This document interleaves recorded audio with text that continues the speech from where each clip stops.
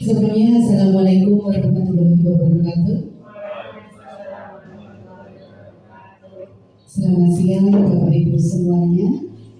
Terima kasih atas kehadirannya untuk menghadiri kegiatan saya mengerjakan tugas calon guru penggerak angkatan 10 Kabupaten Klaten untuk melaksanakan diseminasi atau hasil nyata modul 1.4 tentang budaya positif. Sebelumnya, marilah bersama-sama kita selalu mengajarkan puji syukur kehadirat Yang Maha Esa atas segala karunia dan nikmatnya, sehingga kita bisa bersama-sama berkumpul dalam keadaan sehat walafiat. Amin, amin, ya rabbal alamin. Bismillahirrahmanirrahim. Mari segera kita mulai kegiatan diseminasi kita pada siang hari ini. Pada kesempatan kali ini, saya akan berbagi praktek baik mengenai budaya positif dengan judul diseminasi penerapan budaya positif. Ini karya dari saya, Eva Mahdanti, dari SDN 2 Nagolan yang merupakan calon guru penggerak angkatan 10 Kabupaten Klaten. Salam dan bahagia, Bapak Ibu, marilah kita belajar bersama-sama, berkolaborasi, saling mendukung demi mewujudkan disiplin positif di sekolah kita tercinta di SDN 2 Nagolan. Konsep utama dari modul budaya positif itu adalah tentang satu, perubahan paradigma belajar. Kemudian ada disiplin positif, ada kebutuhan dasar manusia, motivasi, posisi kontrol restitusi, keyakinan kelas, dan segitiga restitusi. Nanti kita bersama-sama akan kupas satu persatu. Kita kupas dulu tentang pembelajaran dengan paradigma baru. Kita masih ingat tentang profil pelajar Pancasila, ada lagunya di Bapak Ibu. Belajar Pancasila, beriman dan bertakwa pada Tuhan yang Esa dan berakhlak mulia, berkebinekaan global, gotong royong mandiri, kreatif dan bernalar kritis. Nah, itu kita bahas tentang, kita kaitkan dengan pembelajaran dengan paradigma baru. Pembelajaran dengan paradigma baru itu dirancang berdasarkan prinsip pembelajaran yang terdiferensiasi, sehingga siswa itu bisa belajar sesuai dengan kebutuhan dan tahap perkembangannya untuk mewujudkan profil pelajar Pancasila ya, seperti aku tadi ya. Bapak Ibu perlu kita ketahui bahwa setiap anak itu memiliki potensi, memiliki bakat, memiliki karakteristik khusus, sehingga kita dalam memberikan pengajaran itu harus mengacu pada minat masing-masing anak, sehingga kita nanti bisa menemukan pembelajaran seperti apa yang memang harus kita terapkan. Nanti ya Bapak Ibu. Sekarang kita belajar tentang disiplin positif. Apa itu disiplin positif? Dalam budaya kita, makna disiplin itu adalah sesuatu yang dilakukan seseorang pada orang lain untuk mendapatkan kepatuhan. Kita cenderung menghubungkan kata disiplin itu dengan ketidaknyamanan. Ini buat Bapak Ibu. Dituntut untuk disiplin, dituntut untuk itu, dituntut untuk ini, ada aturannya. Dan itu kita seperti melakukan itu dengan penuh apa? Keterpaksaan. Dengan adanya kata disiplin penuh terpaksa, itu nanti akan menimbulkan apa? Tidak nyaman, lelah. Nah, sebagai pendidik, guru, itu tujuan kita adalah menciptakan anak-anak yang memiliki disiplin diri, sehingga mereka bisa berperilaku dengan mengacu nilai-nilai kebajikan universal dan memiliki motivasi intrinsik, bukan ekstrinsik. Yang dimaksud motivasi intrinsik itu bagaimana? Motivasi yang berasal dari keinginan diri sendiri, bukan merupakan keterpaksaan, bukan merupakan suatu perintah. Ya. Kalau Kalau kita melakukan sesuatu itu berdasarkan motivasi intrinsik kita, kita akan melakukan dengan ikhlas. Akhirnya apa? Akan menjadi nyaman. Nah, akhirnya dengan memiliki motivasi intrinsik itu akan tercipta suatu disiplin positif. Nah, disiplin itu merupakan apa? Salah satu cara penerapan yang bertujuan untuk menumbuhkan, yang perlu digarisbawahi itu adalah kesadaran diri untuk memberdayakan anak melakukan sesuatu itu tanpa sogokan, tanpa ancaman ataupun hukuman. Jadi ini merupakan tugas kita di Bapak Ibu sebagai guru kita, bagaimana menumbuhkan sifat budaya positif anak-anak itu berdasarkan motivasi intrinsik, bukan merupakan suatu keterpaksaan. Ini adalah PR bagi kita berubah mindset kita bahwa anak-anak itu memiliki suatu karakteristik sendiri, memiliki minat sendiri, mempunyai potensi yang berbagai ragam, sehingga kita dalam menerapkan suatu pembelajaran itu harus disesuaikan dengan apa yang dimiliki oleh siswa. Sebetulnya kebutuhan dasar manusia itu ada 5 nih. 1, kebutuhan bertahan hidup. Kemudian 2, kebutuhan kasih sayang dan rasa diterima. Kemudian ada kebutuhan penguasaan, kebutuhan kebebasan, kebutuhan kesenangan. Gimana Bapak Ibu? Jenengan raske ke diri penjenengan sendiri. Kebutuhan dasar manusia itu apa saja? Bertahan hidup. Kita bekerja untuk bertahan hidup. Kita mempunyai keinginan untuk disayang, gitu. Nah, coba Mbak Hani orang disayang garwane sakit ya, sakit ya. Itu adalah kebutuhan dasar kita. Penguasaan, kemudian kebebasan, nggak dipaksa lagi. Begitu juga dengan anak-anak, ketika mereka itu belajar dengan terpaksa itu akan tidak baik. Jadi karena itu merupakan kebutuhan dasar manusia, jadi jangan dipaksa. Anak-anak itu mempunyai hak. Kemudian kesenangan, sok-sok Mbak Hani karaoke, itu merupakan salah satu wujud dari menunjukkan kita senang, kita hobi. Itu adalah wajar, karena itu merupakan salah satu dari kebutuhan dasar manusia. Kembali kita ke motivasi tadi. Tadi kalau kita bahas motivasi budaya positif. Oke, Bapak Ibu, tadi kita sudah tentang penerapan di dalam kelas. Mungkin sampai di situ ada pertanyaan, Pak Bu. Sebelum kita lanjutkan ke tentang perilaku manusia, mungkin ada pertanyaan kaitannya dengan yang sudah kita bahas tadi. Oke, mau Mbak Mulan. Ini Bu, kan kalau di kelas 2 itu kan ya mungkin karena masih kekanak-kanakan, nah itu kan juga membentuk kesepakatan kelas. Tapi karena jiwanya itu masih terlalu anak-anak itu kayak ada disiplin positifnya itu tertanam di jiwa anak-anak itu bagaimana caranya ya? Jadi ada satu anak itu yang agak sulit itu diberi masukan agar mengerti tentang kesepakatan kelas itu. Oke, baik. Mungkin itu nanti lebih ke sikapnya. Nah, untuk seorang guru itu harus bisa menentukan, oh ini anak mempunyai keinginan atau ketertarikan pada suatu hal. Kita harus menggali itu.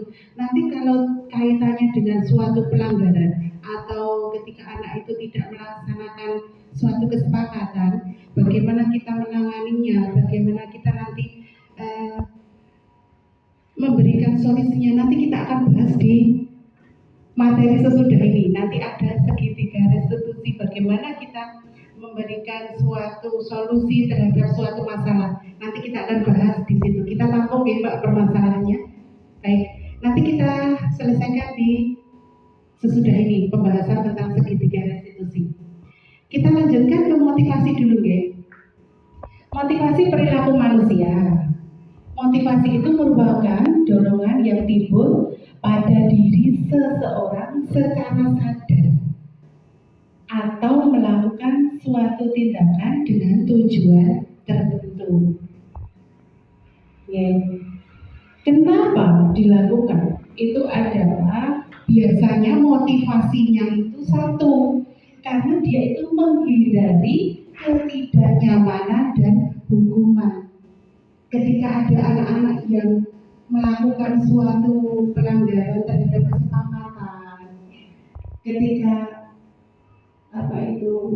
mempunyai tindakan yang mempunyai tujuan tertentu, itu mereka itu motivasinya karena dia itu pengen menghindari ketidaknyamanan dan hukumannya seragam detail lebih dihukum. Nah itu karena motivasi dirinya itu karena dia itu menghindari hukuman. Nih, murid melakukan disiplin diri karena ia takut dihukum. Ini merupakan motivasi ekstrinsik, motivasi dari luar, sehingga dia itu melakukan dengan terpaksa. Kemudian yang kedua, mendapatkan imbalan atau reward dari orang. Contohnya, murid melakukan disiplin karena dia ini mempunyai keinginan, wah, aku nek ngene iki itu hadiah, aku nek garam ini melakukan ini itu hadiah. Nah itu termasuk karena dia itu mempunyai motivasi ekstrinsik dari diri sendiri, tapi hanya karena suatu iming-iming ya. Aku nek iso garam iki itu duit, aku nek hafal surat An-Naba itu hadiah. Dia itu motivasinya bukan intrinsik lagi, tapi karena punya motif-motif lain. Nah ini yang perlu kita perhatikan ya. Kadang-kadang memang hal-hal semacam itu perlu, tapi lebih seandainya ini kita minimalisir. Nah ini menghargai nilai-nilai kebajikan diri sendiri. Nah murid melakukan disiplin diri karena sadar akan nilai kebajikan dirinya. Ini merupakan motivasi intrinsik dari dalam diri karena sadar ini merupakan hal yang baik sehingga saya lakukan. Nah ini yang paling tepat itu karena motivasi intrinsik. Konsep disiplin dengan identitas gagal ini ketika ada suatu tindakan ini cenderung tidak benar, gagal. Contohnya, dengan hukuman akan menyakitkan, akan tidak nyaman, murid jadi takut, kemudian murid itu akan tidak jujur, bohong, ya. Kemudian murid akan menjadi tidak pede, tidak rendah. Ini konsep disiplin dengan identitas gagal. Kemudian kalau menerapkan hukuman itu tidak efektif karena apa? Memberikan penghargaan itu tidak efektif karena apa? Nanti ada teman yang iri. Itu tidak hadir. Gimana Mbak Ali? Pernah tahu? Diparingi pas belalai pondok-pondok selakan dan semacam itu kok tidak? Ya kan? Aku padahal mau coba ini, aku pas ini orang pas berguru bokeh. Ya kan? Nah itu nanti akan tertanam pada diri murid. Wah, guru rati. Gitu. Kemudian akan mematikan kreativitas. Menghukum dengan sistem ranking. Nah, sebetulnya sistem ranking itu juga merampas hak menghargai dirinya.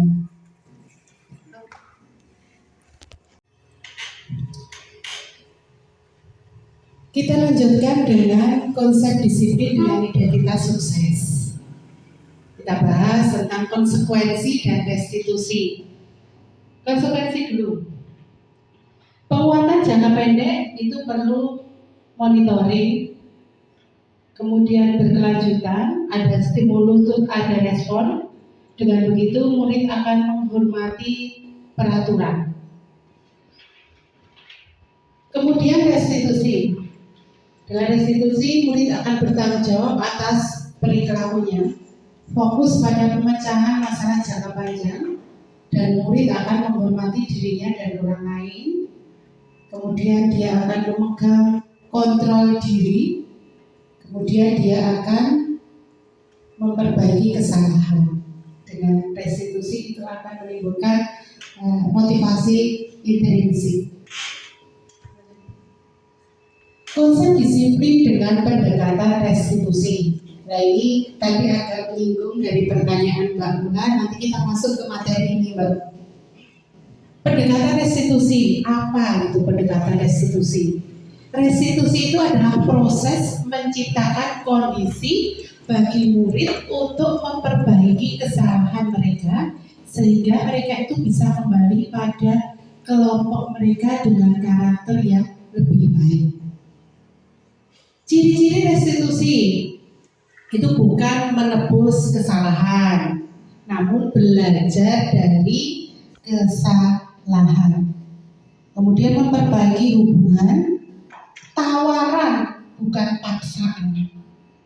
Kemudian menuntun untuk melihat ke dalam diri, kemudian mencari kebutuhan dasar dan mendasari tindakan, fokus pada karakter bukan tindakan. Kemudian penguatan akan fokus dan solusi.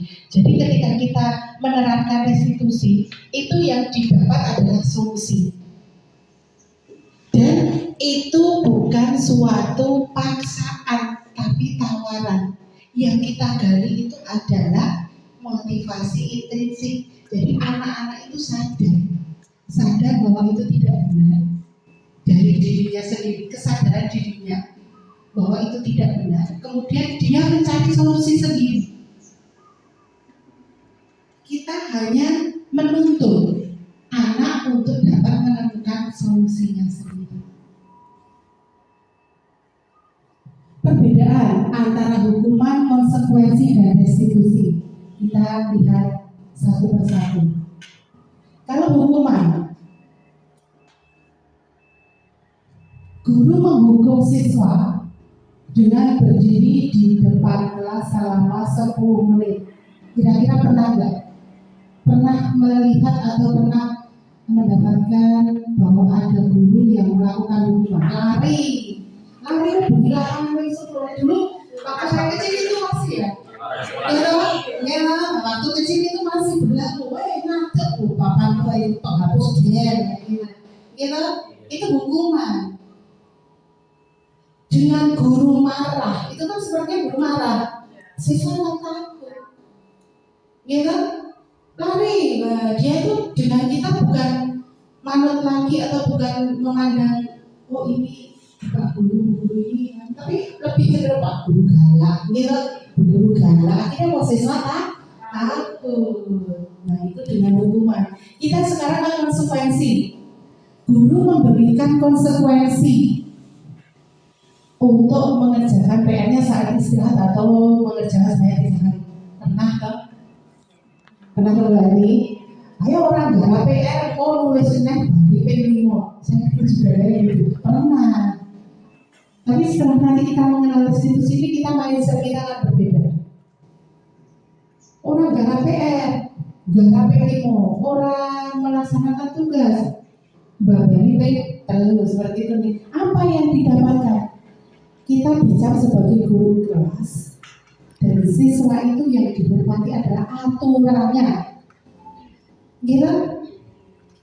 Karena ada aturan, ada konsekuensi. Jadi siswa itu lebih yang diperhatikan aturannya, bukan ke diri, kesadaran diri. Sekarang kita ke restitusi. Guru menanyakan keyakinan kelas dan dirinya, membantu siswa menyelesaikan masalahnya. Nah, dengan itu akan apa yang diperoleh? Guru terbuka, siswa menghormati dirinya dan orang lain. Dari ketiga hal tersebut, kira-kira yang cocok bagi kita yang mana? Restitusi. Kita lebih mendalami restitusi sekarang. Ada 5 posisi kontrol restitusi. Kita sebagai guru itu posisi kontrol kita ada 5 hal. 1. Penghukum. 2. Pembuat rasa bersalah. 3. Sebagai teman. 4. Sebagai pemantau. 5. Sebagai manajer. Itu posisi kontrol guru. Nah, nanti kita akan bahas mana posisi kita yang paling tepat. Kita nanti akan bahas satu persatu. Ini sebagai contoh penerapan 5 posisi kontrol kita tadi. 1. Penghukum. Patuhi aturan sekolah, lalu berdiri di depan barisan. Itu hukuman ya. Ayo patuhi aturan. Kalau nggak patuh, ngadeg nengarkan. Itu sebagai penghukum. Misalnya ada anak datang, tik, padahal kita nggak tanya dia itu terlambat karena apa. Jam 7.15 itu datang terlambat. Kamu langsung lari menghubungi lapangan. Itu kita di situ sebagai siapa? Penghukum. Posisi kontrol kita sebagai penghukum. Sekarang pembuat rasa bersalah. Berapa kali Pak Guru harus memberitahu kamu, Pak Guru kecewa sama kamu. Seperti itu Kak, kamu mengecewakan Pak Guru. Kemarin kan Pak Guru bilang, kamu itu harus belajar agar bisa mengerjakan tugas hari ini. Tapi kenyataannya apa? Kamu membuat Pak Guru kecewa. Nah, itu anaknya dia merasa apa? Dia merasa bersalah. Ya. Kemudian teman. Ini yang sering kayak gini Mbak Nana ini sebagai teman. Ini sering saya perhatikan Mbak Nana memposisikan diri sebagai teman. Ayolah yang tertib buat gimana bangga. Ya, saya dulu juga sering melakukan pembuatan rasa bersalah, penghukum, teman. Itu sudah pernah saya lakukan semua. Ayolah yang cantik, yang bagus, upacara yang baik, agar Bu Nana senang, ya. Nah, itu kita sebagai teman memposisikan diri sebagai teman, sebagai pemantau. Contohnya begini, kamu sudah melanggar, apa peraturan dan konsekuensinya? Nah, misalnya ada anak yang tidak piket, kamu sudah melanggar aturan kelas, sudah melanggar kesepakatan kelas, apa konsekuensinya? Sudah ngomong nyapu, seperti itu. Itu kita sebagai pemantau, kita ngawasi antara adanya kesepakatan dari pelanggaran. Kemudian manajer, apakah kamu tahu kesalahanmu? Kira-kira bagaimana kamu memperbaiki kesalahanmu ini? Ini sebagai posisi kita sebagai manajer, kita hanya menuntun anak. Anak itu mencari kesalahan sendiri, mencari solusi sendiri. Menurut Bapak Ibu semuanya, dari kelima posisi kontrol ini, kira-kira yang paling tepat itu yang mana? Sebagai manajer.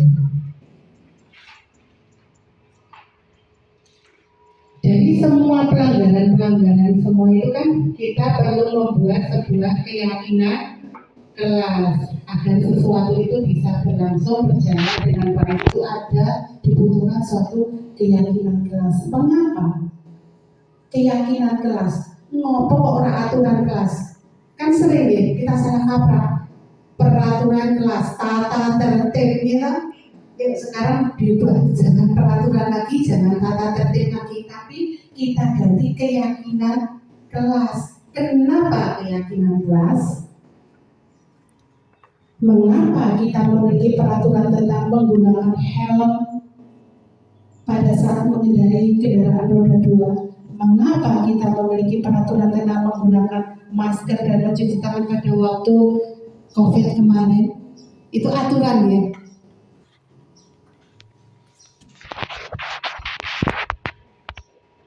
Keyakinan kelas itu lebih kita analogikan itu sebagai sebuah hal yang memang harus kita lakukan sesuai dengan hati nurani dan kesadaran diri.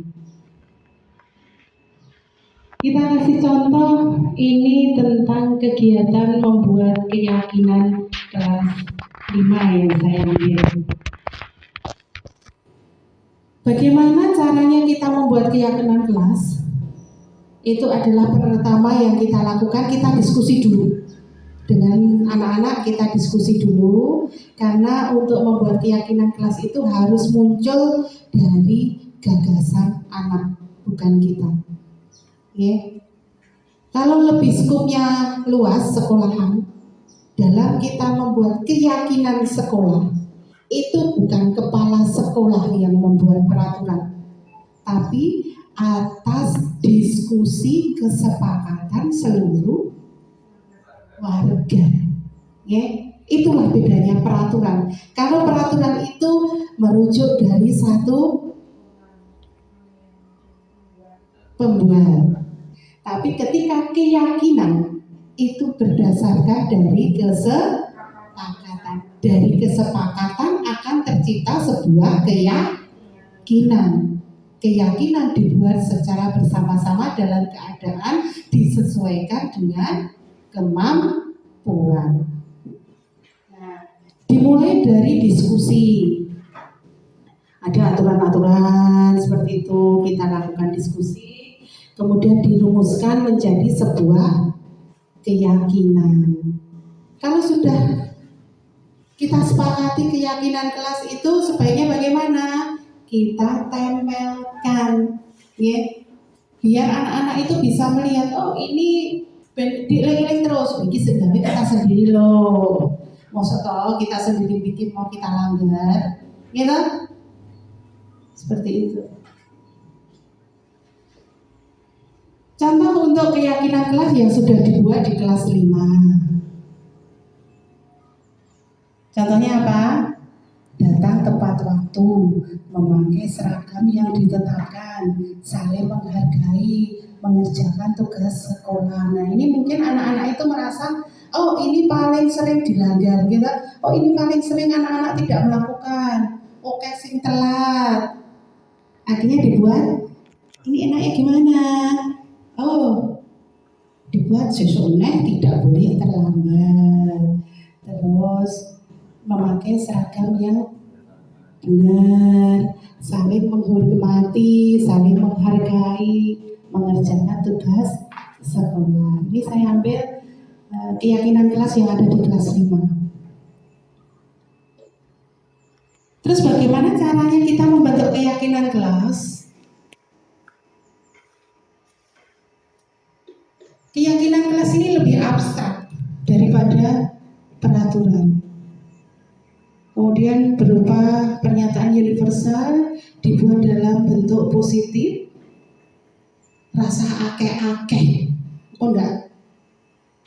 Ora iso mewujudkan. Jadi yang simpel-simpel saja, yang memang itu urgent untuk ditangani dalam sebuah kelas, misalnya membuang sampah di tempat sampah, okay. Yang memang itu sering dilakukan aja, yang memang harus segera diambil tindakan, disesuaikan dengan kondisi kelas dan sekolah akan mudah diterapkan. Kemudian melibatkan semua warga kelas, kalau itu keyakinan kelas, kemudian melibatkan semua warga sekolah apabila itu keyakinan sekolah. Kita masuk ke segitiga restitusi. Ada 3 hal dalam melakukan kegiatan segitiga restitusi, mencari solusi melalui segitiga restitusi. Seperti tadi kasusnya itu ya, nanti kita itu jadikan kasus, Mbak. 1, apa yang kita lakukan? Menstabilkan identitas. Kita semua akan melakukan hal yang terbaik yang bisa kita lakukan. Kemudian validasi tindakan yang salah. Jadi kita cari, oh kita tanya anak ketika anak itu membuat kesalahan, kira-kira ini salah apa tidak? Kemudian menanyakan keyakinan. Tapi keyakinan sudah kita bikin ya. Ini kita lebih ke contoh konkret saja. Misalnya ada anak yang terlambat. Salah satu siswa terlambat, misalnya katakanlah Kirana kelas 5 ya, Mbak Kirana itu datang terlambat jam 7.15, padahal jam sekolah itu jam berapa?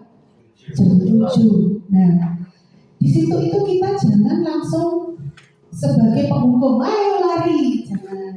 Atau sebagai teman, Mbak Kirana, kamu itu kan tahu Bu Nana sudah bikin peraturan, kita sudah bikin keyakinan kelas jam 7 kayak gini kan Bu Nana sedih.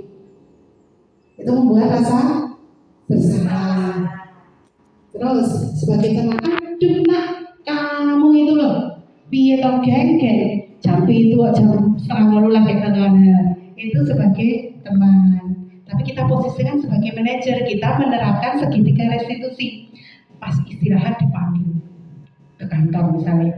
Kelas 5 ini Pak Sriati ya. Yuk sini Mbak Kirana. Mbak Kirana tahu nggak kenapa Bu Eva panggil ke sini? Pak Sriati, Mbak Nana sama panggil ke sini. Tahu Pak, tahu Bu, saya tadi terlambat. Nah, itu menstabilkan identitas. Kenapa dipanggil? Karena dia terlambat. Dia sendiri yang bilang ya, bukan oh mau Rene tak jeluk, tak ngomong mau carry, bukan kayak gitu. Tapi kita tanya, stabilkan identitas. Kamu tahu nggak dipanggil ke kantor karena apa? Dia jawab, tahu Bu, saya terlambat. Itu penstabilan identitas. Terus validasi tindakan yang salah. Kenapa kamu terlambat? Gini Bu, semalam itu saya main HP sampai jam 12. Terus paginya saya karipan. Itu namanya validasi tindakan yang salah. Itu benar apa mboten, Mbak? Salah. Jadi kita bikin anak itu menyadari kesalahannya sendiri. Iya Bu, salah. Nah, terus yang ketiga, menanyakan keyakinan kelas. Mbak Kirana, kita kemarin kan sudah bikin keyakinan kelas. Apa saja coba? Sebut datang tepat waktu Bu, menghargai teman Bu. Nah, kalau keyakinan kelas seperti itu, kira-kira mana yang dilanggar? Tanya saja kita. Kita tanyakan keyakinan yang sudah dilanggar. Ini Bu, berarti saya melanggar keyakinan kelas datang tepat waktu. Dia sadar sendiri kan? Motivasi intrinsiknya yang kita gali. Kesadaran dirinya. Oke, kalau kamu tahu bahwa kamu sudah melanggar keyakinan kelas, solusinya apa? Jadi dia mencari solusi sendiri ya.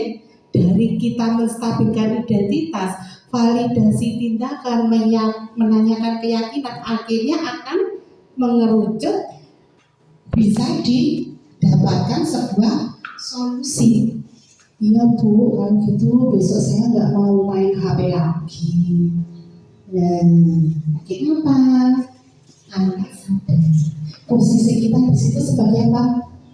Manajer. Kita menggunakan segitiga restitusi dalam menyelesaikan sebuah pelanggaran keyakinan kelas. Sampai di situ bisa dipahami ya. Mbak Mula tadi misalnya, apa tadi Mbak? Ada anak yang melanggar, merasa tidak perlu untuk melakukan keyakinan kelas gitu. Kita tanya, seperti itu benar atau tidak? Enggak. Apa kira-kira yang sudah kamu langgar? Patuh pada aturan kelas.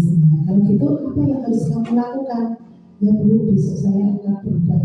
Kita cari itu, kita dari anaknya itu ya, menyadari kesalahannya, kemudian mencari solusinya sendiri.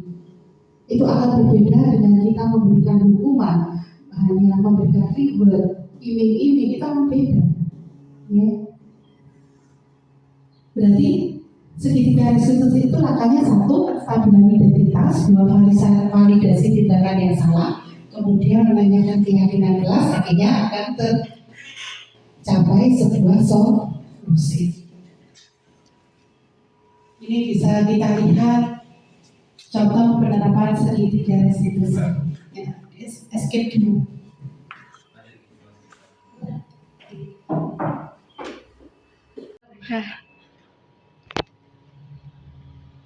Ampun.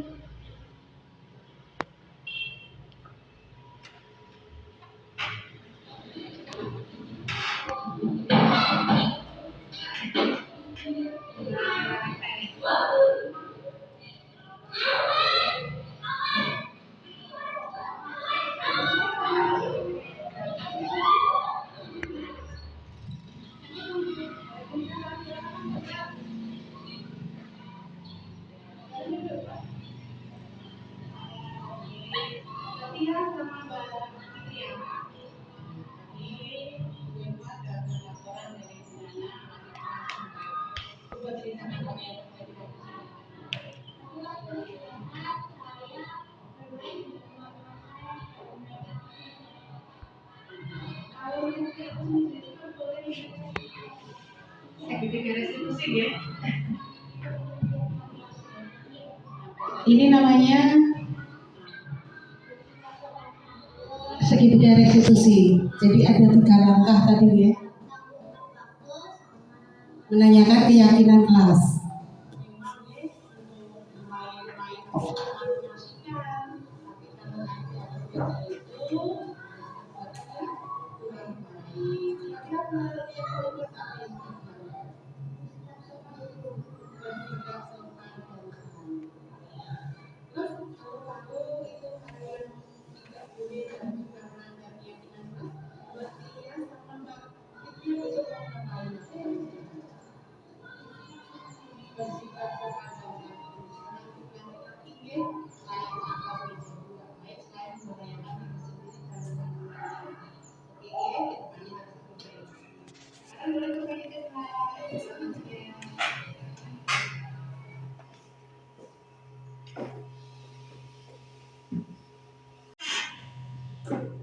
Kita akan lihat dulu lagi untuk yang kasus yang itu tadi ya.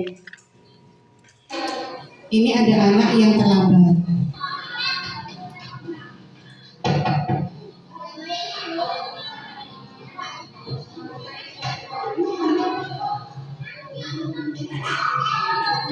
Ini jam tuh sarapan baru datang. Nah, ini dipanggil.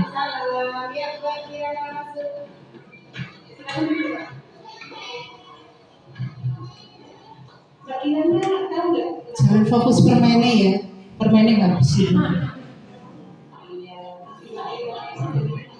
Penstabilan identitas. Kalau dari 617 sampai setelah ini nggak berubah lama lagi, cuma kita cari solusi ya dari semuanya itu Mbak Kirana dapat lagi. Mbak Kirana bisa terobet itu kali. Bangun ke siang, enggak kok bangun ke siang. Hingga lalu malam main HP. Mbak Kirana kalau seperti itu sudah melaksanakan keyakinan wakil. Mbak Kirana kalau keyakinan kelas kita apa?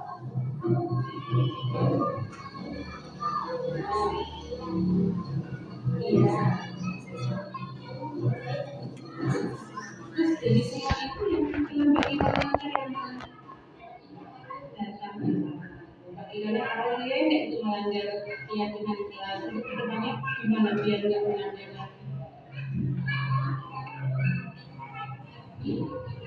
Tidak itu lalu akhirnya didapat sebuah solusi ya.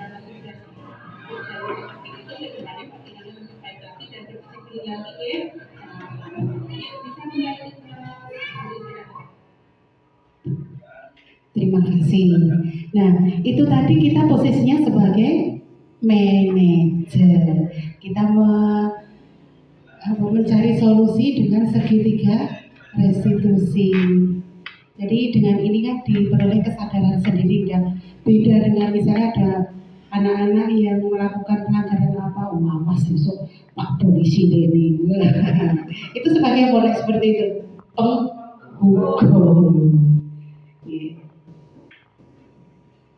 Kita lanjutkan ya dari yang sudah kita persani tadi, ada beberapa penerapan segitiga restitusi. Jadi kita bisa melihat perbedaan apabila kita sebagai penghukum, sebagai manajer itu bagaimana perbedaannya bisa ya.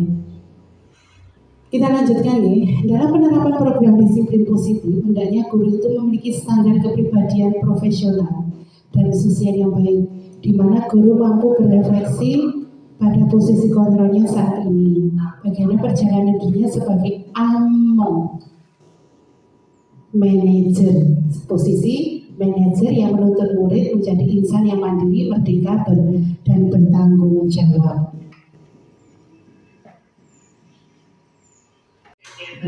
Akhirnya pemaparan saya sudah selesai. Terima kasih. Kita lanjut ke sesi tanya jawab. Mungkin ada pertanyaan atau ada masukan terkait dengan apa yang sudah saya sampaikan. Ya. Bapak Ibu, untuk selanjutnya kita akan memasuki sesi tanya jawab.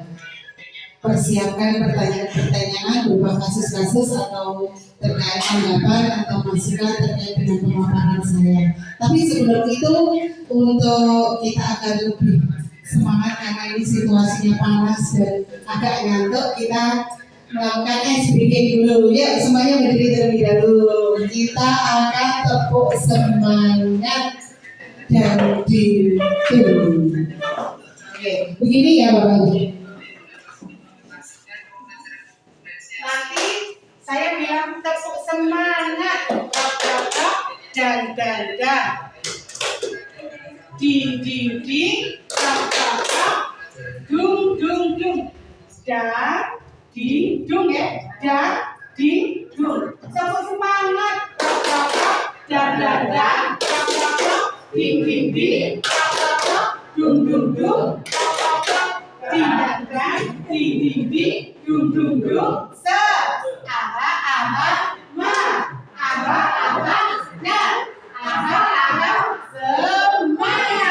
Seperti itu deh. Kita mulai yuk. Kanan dulu ya. Kita sama-sama dari sini. Kanan dulu. Ya mulai. Tepuk semangat. Dan dada. Ding dung dan dada. Ding dung se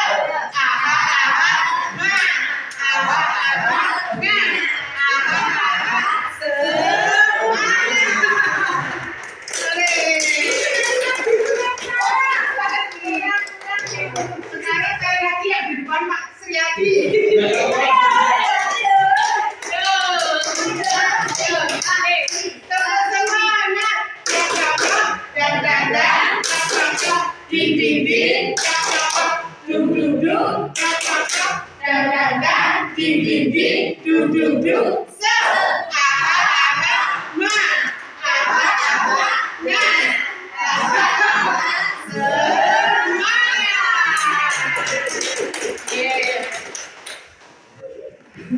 Prima Bapak Ibu udah semangat ya? Kita berangkat-angkat. Oke, kita lanjutkan untuk sesi tanya jawabnya. Mungkin ada pertanyaan Bapak Ibu? Silakan kalau ada pertanyaan. Oke, Mbak Nuraira.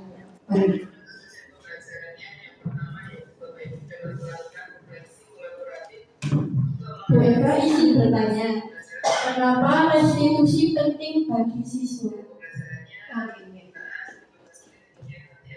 Baik, pertanyaan yang bagus sekali. Seperti yang kita bahas tadi ya, Bapak Ibu semuanya, kita tadi belajar tentang segitiga restitusi. Seperti yang saya sudah aturkan tadi, bahwa segitiga restitusi itu adalah suatu langkah menyelesaikan permasalahan. Kenapa ini penting? Dalam setiap momen pasti ada permasalahan ya. Ini kita lakukan, kita terapkan agar kita dalam menyelesaikan suatu permasalahan itu tepat sasaran, dan itu berdasarkan dari kemampuan dan keinginan siswa. Jadi motivasinya itu adalah motivasi intrinsik. Ya.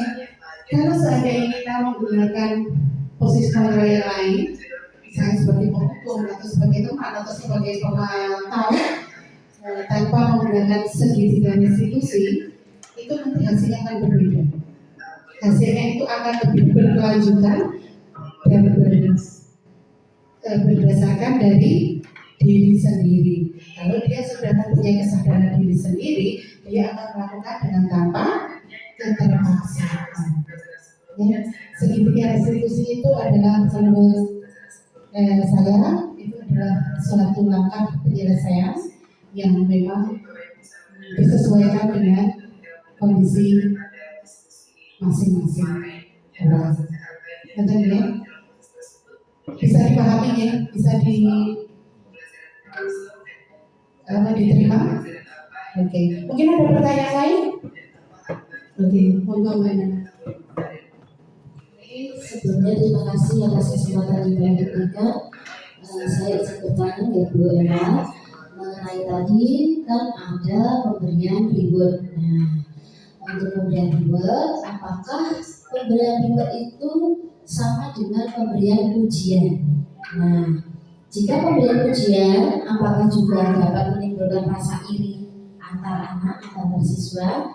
Tetapi jika ada rasa iri, menimbulkan rasa iri, apakah ujian itu tetap penting dilakukan terhadap atas kesuksesan atau pencapaian dicapai oleh adik-adik kita? Terima kasih. Pertanyaan yang bagus terkait dengan ujian dan reward. Baik, Mbak Nana, kita menilai pujian dan reward. Kalau pujian itu biasanya bagaimana? Berupa kalimat, oh kamu pintar sekali, kamu ganteng sekali, kamu hebat.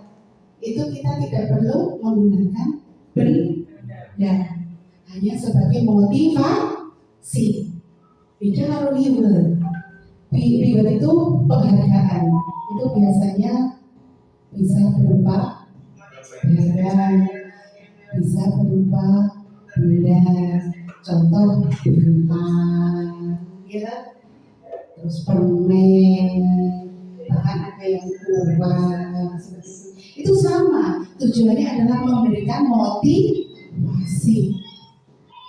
Semua hal itu tentu ada dampak positif dan negatifnya. Seperti tadi pertanyaan Mbak Nana, apakah itu bisa menimbulkan iri? Bisa. Tapi kita bagaimana meminimalisirkan, memperkecil efek itu, kita harus bisa bijak.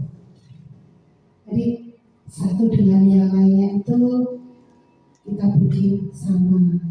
Jadi kalau kita mau memberikan reward dia, tentunya harus sama ya. Kita harus siap dengan segala konsekuensinya. Misalnya kalau kita berupa barang, ya bikinnya ya banyak. Nanti ketika sudah habis barangnya ya kita berikan reward itu. Oke, untuk pemberian hadiah ini hanya berlaku 1 hari, ya. Besok kita bikin lagi. Pujian apa yang nggak perlu modal. Ya tadi bisa diterima ya. Mungkin ada yang lain? Baik Bapak Ibu, mungkin ada pertanyaan lain? Sudah dulu, oke. Baik Bapak Ibu, untuk hari ini tadi saya sudah memberikan pemaparan diseminasi tentang budaya positif. Semoga apa yang saya paparkan ini bermanfaat bagi kita semua, sehingga kita sebagai pendidik, sebagai guru itu bisa lebih tahu bagaimana cara mencari solusi bagi anak yang terbaik. Dari posisi kontrol tadi ya, posisi apa yang memang relevan dan pas untuk kita ambil, dan bagaimana menyelesaikan suatu permasalahan agar diberkati itu anak-anak dalam melaksanakan kegiatan atau mematuhi segala keyakinan keras itu berdasarkan motivasi intrinsik, bukan suatu keterpaksaan, takut akan suatu hukuman dan konsekuensi. Itu kira Bapak Ibu atas segala waktu dan kesempatan yang sudah diberikan kepada saya untuk melakukan diseminasi budaya positif untuk tugas saya sebagai TGP pada modul 1.4 sudah terlaksana dengan baik. Dikata terima kasih atas waktunya dan terima kasih atas perhatiannya. Begininya kegiatan pertemuan diseminasi kegiatan hari ini saya kukuhkan sampai di sini dengan harapan semoga ini bermanfaat ke depannya bagi saya khususnya dan bagi penjenengan semuanya. Ada kurang lebihnya saya mohon maaf. Akhir kata wabillahi taufiq wal hidayah. Wassalamualaikum warahmatullahi wabarakatuh.